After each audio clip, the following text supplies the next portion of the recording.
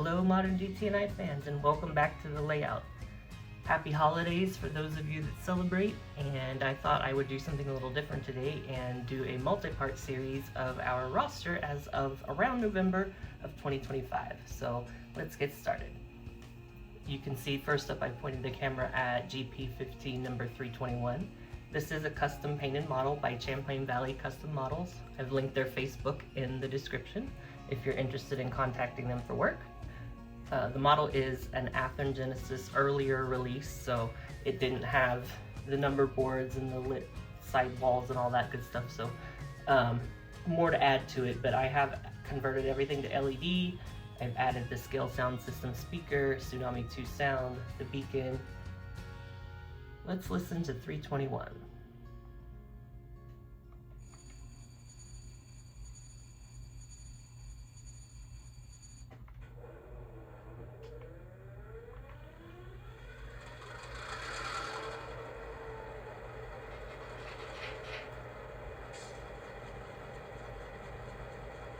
Of course, it has the gong bell and the Leslie horn.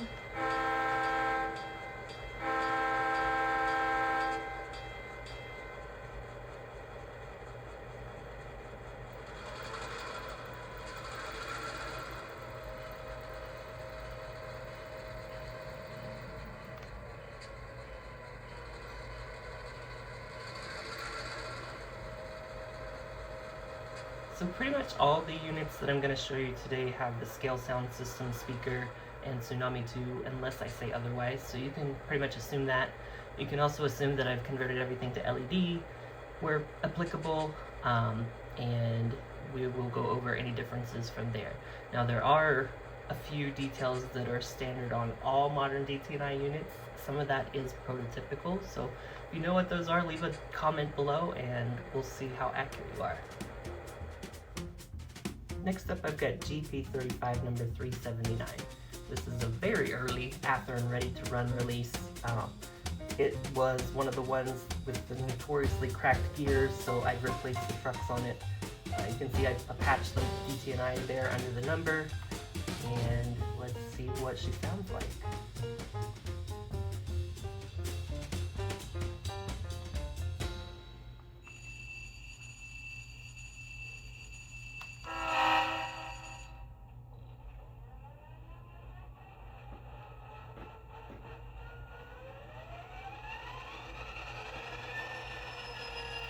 So again, Tsunami 2 sound, scale sound system speakers.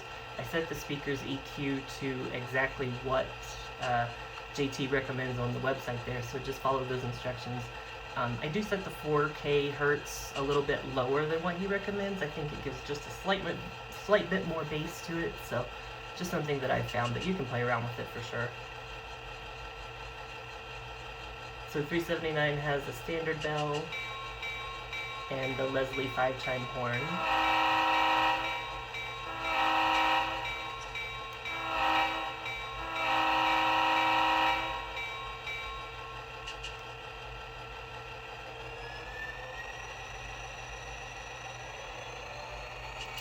And you'll notice it still has its 567 sound.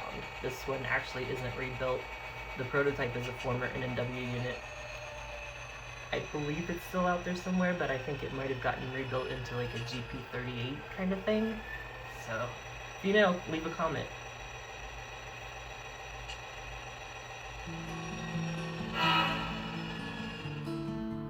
Next I've got GP38 number 204. This was a original DT&I unit. It was of their first batch of GP38s. Interestingly enough, the first ones to ever roll off the EMD production line. They were originally a main central order, so they have dynamic brakes. They did have the side nose bell. I do not have that on this model. This model represents more of a rebuilt, although it's not quite finished. I still want to redo the dynamic brake hatch to have the paper air filter in front there, as it would have been rebuilt. This one is also my oldest locomotive. I've had this since I was 14 years old. For reference, I just turned 44, so that's quite a long life for this guy. Still runs just like it was out of the box, so that's pretty awesome. And it's the only locomotive I have with lock sound in it, so let's give it a listen.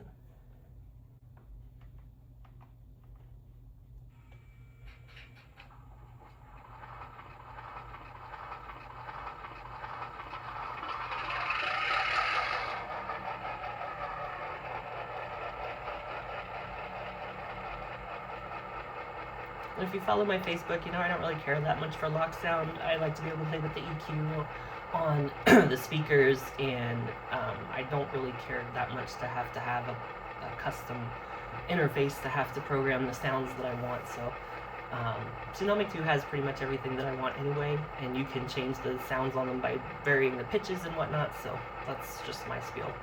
To each their own. Obviously everybody has their preferences. But the one thing I will say about this one is I really like the horn on it. So it has its standard bell and a K3 horn, which I still have the M3 horn up there. I need to replace it, but the K3 sounds so good on this decoder I just had to keep it.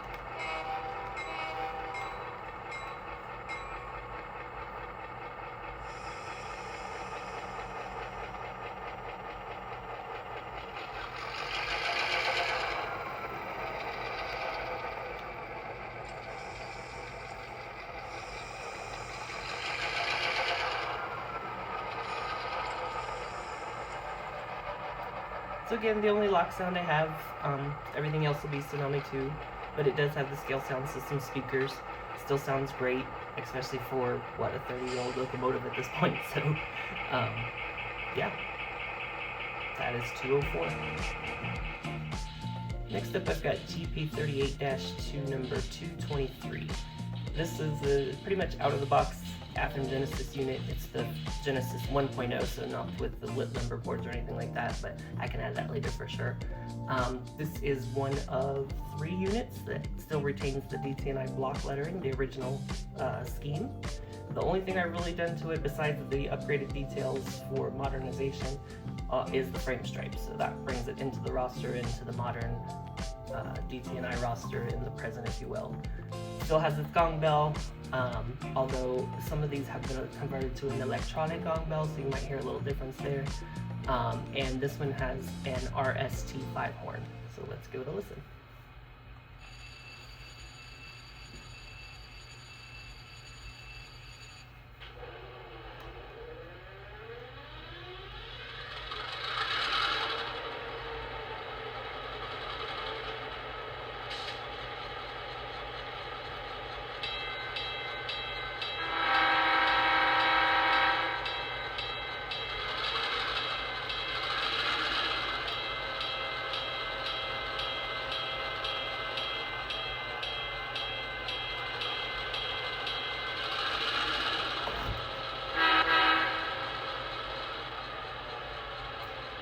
One other thing I forgot to mention, I do on the decoders also set everything not to automatically start, and I change the speed increments to 5 speed steps instead of 7. I just find that the lower speed range is more often used, and it's nicer to get the throttle up sooner than speed step 20 or 21 or whatever. So that is GP38-2 223. Alright, next up is another Athearn Genesis 1.0 model. This is GP38-2 number 225. You can see the logo is a little bit different color. It's the Harold King decal. Athearn stock decals on the GP38-2s are a little bit between microscale and this one, so I left it. I did convert a couple of other ones to the microscale decals to match up, but this one is fine, I think. But let's give it a listen. You can see it still has its gong bell, and it has a Nathan P5 horn.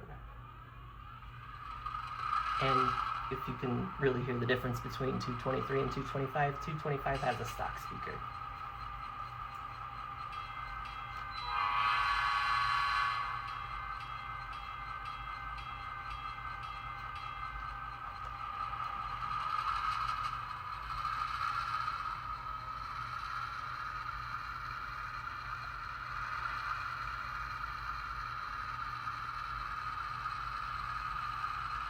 And I will get this converted probably soon, especially because of the P5 horn. That's one of my favorites. So That is GP38-2, number 225. Next is one you've seen me cover in shorts. This is GP35 number 388, which is an ex-Ann Arbor unit. You can tell because of the bell in the side of the nose and the Alco trucks, which were traded in from their Alco FA2s. This is a Broadway limited model. It's an excellent model. It has Paragon 4 in it. That's probably something I will change down the road, but for now it's fine. My real complaint with it is I can't get it to notch at the same time as the Tsunami 2. It kind of does its own thing, so you'll have a couple of the units in the consist at notch 2 or 3, and 388 will be a notch 8 screaming away. So that's my only complaint with it. So for now I'm using it as a solo unit until I get it converted. But let's have a listen to it. I disabled the startup on this one. It takes forever, so.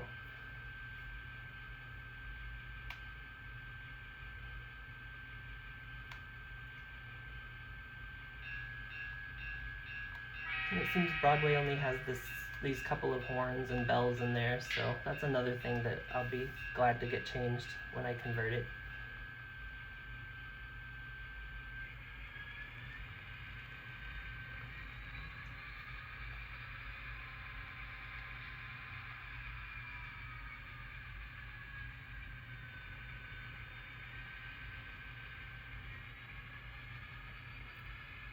I'll call out a couple of the details on it too. The air conditioner and the ditch lights on this one are from Wallace Locomotive Works. I found them incredibly easy because they're pre-drilled, and the LEDs that I use from Motown models fit right into the slots, and I was able to install these super easy. One thing that I have had problems with in the past with 3D printed parts is the paint. Interestingly enough, it doesn't like to stick, but these, whatever material he uses, these turned out really great, just with the orange spray can, so you can see that there. And this is GP35 number 388. Next up is B39-8E number 800. This is an Atlas model, an older Atlas Classics model, I believe, that didn't have the sound or anything like that, so I had to have the speakers, of course. This is a custom painted model. There's a whole backstory to that. Long story short, it vanished from me for about 4 years, and somebody found it and it came back home. So here it is on the roster. The beacon on this one doesn't work, but everything else is up to par as per standard Modern DT&I Roster. Let's give it a listen. This one also has dual speakers, so.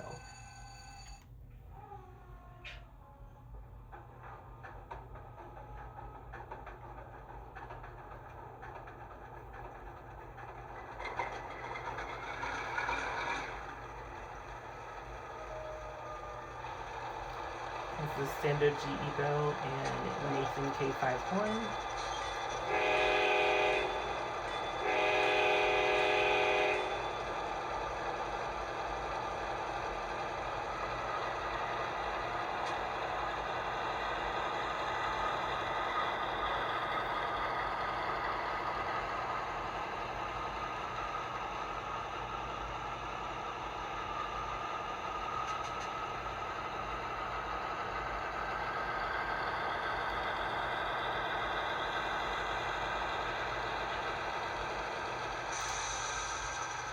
I think this one sounds great. Very smooth runner, great puller. I usually use it on the triple count trains, maybe the stack trains sometimes, but like I said, for now, the only GE on the roster as of filming this, so that is B39-8E number 800. Next up, we've got GP40-2 number 424. This is the newer Athearn Genesis release, so it has the lit number boards, the beacon. This is the only manufacturer that I know of to do the beacon in the front like that, so that's super cool. They got that detail right. I covered these pretty extensively, so I won't go into the details that I added really. They do still have their stock speakers, but I have adjusted the Tsunami 2 to be a little bit better sounding with them. I'll replace them eventually. But let's give a listen to 424.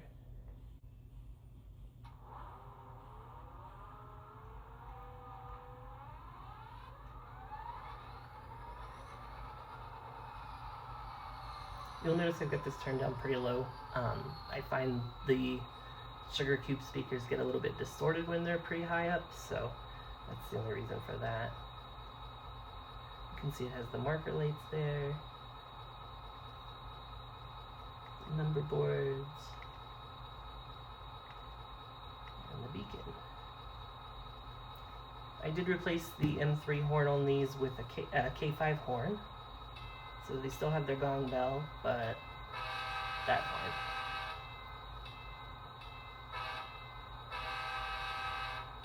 On the Modern DT&I roster, these were upgraded primarily for stack train use out of Motorm Yard in Detroit, so these are referred to as Fast 40s sometimes.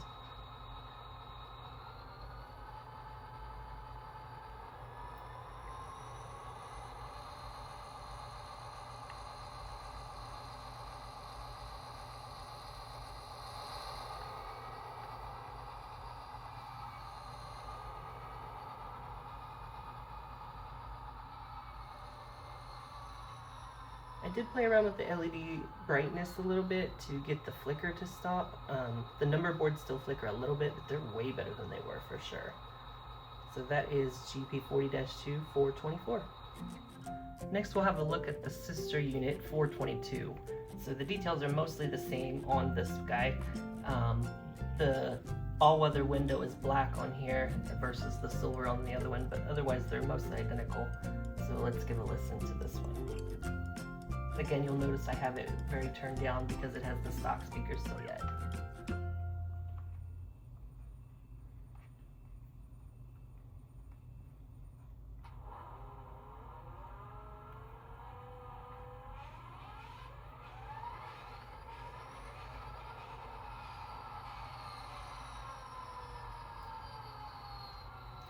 One thing I really liked about these, they were really easy to quote modernize. You can see the ditch lights on the front there. There were actually drill points underneath the anti-climber for those, and as well as into the shell, so easily wired, threaded the wires through, able to wire them right to the decoder that came with it, which is the Tsunami 2 decoder. There's plenty of extra ports. The only other thing I did was add a current keeper. Again with the gong bell and the K5 horn.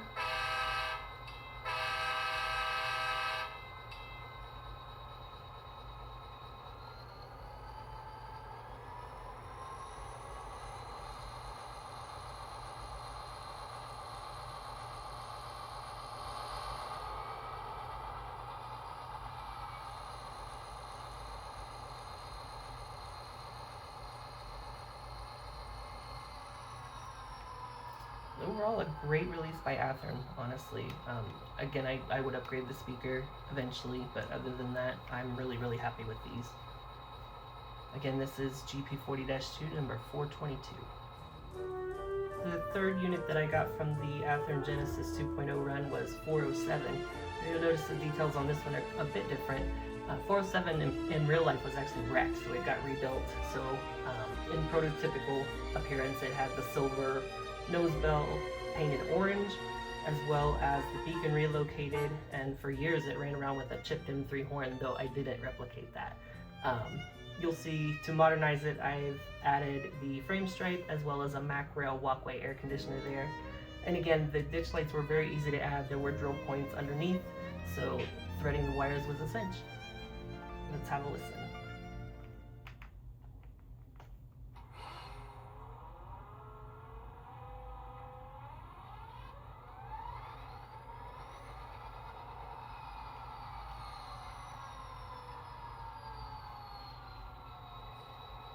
You'll notice I do keep the M3 horn on a lot of these. The DT&I crews were really good about keeping things up to par, if you will. So they retune their horns. There's lots of stories about them rebuilding gong bells at home and bringing them back in the shop the next day. Lots of tales to recount there, but keeping with tradition, I try to keep everything as original as it can be. Obviously, if the horn is completely failed, it gets replaced, so you'll see some of them with replaced horns. Still with the gong bell.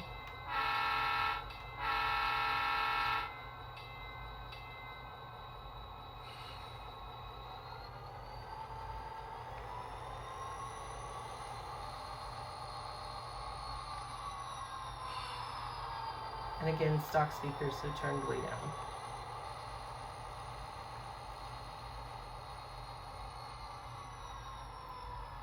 Incidentally, this is my actual favorite DT&I locomotive in real life. It was the last unit to pull a train out of Jackson Yard. It's in the newspaper clipping if you've ever seen that. So that is one of my favorite locomotives of all time. And that is GP40-2 number 407. Next is GP40-2 number 406, which is representing a sister unit to 407, so similar details across here. You'll notice it's the Operation Lifesaver unit. This is a Genesis 1.0 model, so no lit number boards or anything like that. And the color was quite a bit more fluorescent to me, so that's why I ended up making it the Operation Lifesaver unit, because even weathered down, it looks pretty bright. So you can see the Mac Rail air conditioner there, as well as the relocated number and the Look, Listen, and Live slogan. Let's give a listen. Oh, and this one does have a scale sound system speaker, so it has the upgraded sound here.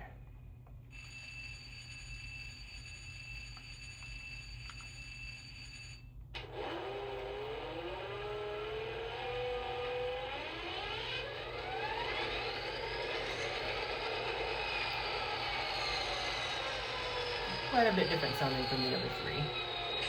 But honestly, the 406 and 407 paired together, the difference in sound between the two kind of make a full range, so that's kind of nice.